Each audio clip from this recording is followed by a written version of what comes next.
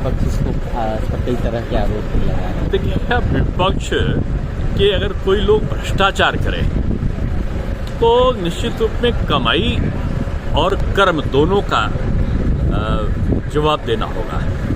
कमाई का जवाब तो यहीं पर ईडी और सीबीआई क्या, पुलिस क्या, यहाँ की जनता देती है उनको चुनाव में भी, और मोदी जी हैं तो इस प्रकार की कार्रवाई जो है वो नियम संगत ही होगी, किसी के साथ दुर्व्यवहार के लिए नहीं होगी। और मैं ये कह सकता हूँ कि आज एक विडंबना है कि भ्रष्टाचार करने वाले जोर आवाज में अपने प्रति जो कार्रवाई है उसके लिए अपने को निरीह बनाने का स्वांग रचते हैं। न्यायालय को भी नहीं मानते। न्यायालय ने उनको दंड दिया है। अगर सरकार ने कोई बदनीयती से कोई कार्रवाई की होती तो माननीय न्यायालयों में जो लोग गए हैं उनकी जमानतें सालों से नहीं की है।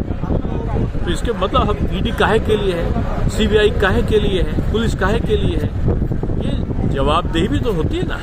अब आप ऐसा काम नहीं करो तो ये सब भावे। एक खबर अभी आई है कि मथुरा में जो ईदगाह है वो केशव मंदिर को तोड़कर बनाई गई है, ऐसा एक आरटीआई में जवाब में आया है एएसआई के हवाले से। क्या देखिए, इतिहास में तो बहुत सारी चीज़ें सामने पहले से भी रही हैं और विडंबना इस देश की ये रही है कि आज़ादी के पहले विदेशी आक्रांताओं ने जो सनातन संस्कृत और हिंदू धर्म की मान्यताओं वाले मठ मंदिर थे उनके साथ अन्याय किया। आज़ादी के बाद वही काम कांग्रेस की और दूसरे जो उनके कांग्रेस समर्थित सरकारें आई उन्होंने किया। अभी अलग बात है, लोगों की आशा जागृत हुई है और लोग अब निर्भीक बने हैं और लोगों में अपनी जो सत्यता है उसको उजागर करने का साहस आया है। जो भी चीज़ है वो न्यायालय की परिधि में ही उसका निर्णय कई जगह पे बड़ी अच्छी तरीके से हुआ है। प्रधानमंत्री ने तो कहा है कि हम विवाद नहीं, समाधान से इस देश को विकसित हमको बनाना है, समन्वय से इस देश को विकसित बनाना है।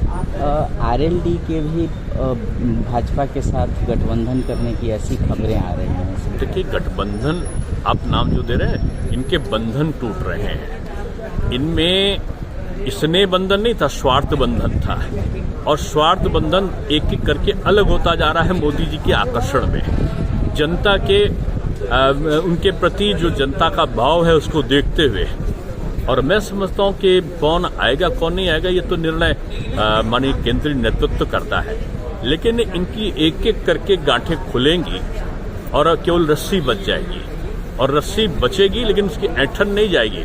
वो उसके बावजूद दावा करते रहेंगे कि मैं ही श्रेष्ठ हूँ। ये अहंकार, ये उनकी कमाई, उनके कर्म, इसकी जवाबदेही तो निश्चित रूप में कहीं ना कहीं होगी। मोदी जी का जनता के प्रति भी आकर्षण है और राजनेताओं के प्रति भी आकर्षण है।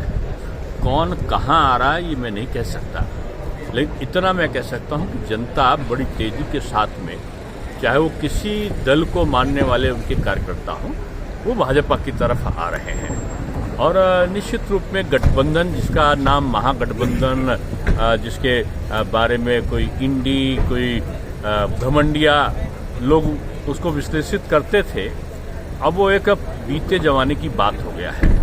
अब गठबंधन नहीं है, इनकी गांठें एक एक करके खुल रही हैं और ये मैं समझता हूँ कि आखिर में रस्सी तो रह जाएगी लेकिन उसकी ऐंठन नहीं जाएगी। आपको लगता है आरएलडी के आने से उस रीजन में जो जाट और फार्मर्स को लेकर इश्यूज थे वो भी सॉल्व हो जाएंगे बीजेपी के लिए? नहीं, देखिए, मैं किसी के आने का या जाने की बात नहीं कर रहा हूँ। बीजेपी कटिबद्ध है जो किसानों का जितना आमदनी दोगुनी हो सके, उनकी समस्याओं का निवारण हो सके, इसके लिए आप देखें पश्चिमी उत्तर प्रदेश में भी बीजेपी ने गन्ना किसानों का भुगतान समय से हो, गन्ना मिले समय से चलें और ज़्यादा समय तक चलें, और जितनी और भी उपज है, गेहूं क्रय केंद्र खोले गए, चावल क्रय केंद्र खोले गए, तमाम खादों को उपलब्ध कराया गया, बिजली के समय की अवधि बढ़ाई गई, विभिन्न प्रकार के गांवों को शहरों से जोड़ने के लिए सड़कों का निर्माण कराया गया, सब कुछ किया है। तो बीजेपी किसानों के प्रति वचनबद्ध है। एक तो उनकी आय को दुगनी करने का और दूसरा उचित मूल्य उनको उनकी उपज का मिल सके उसके लिए। Thank you so much.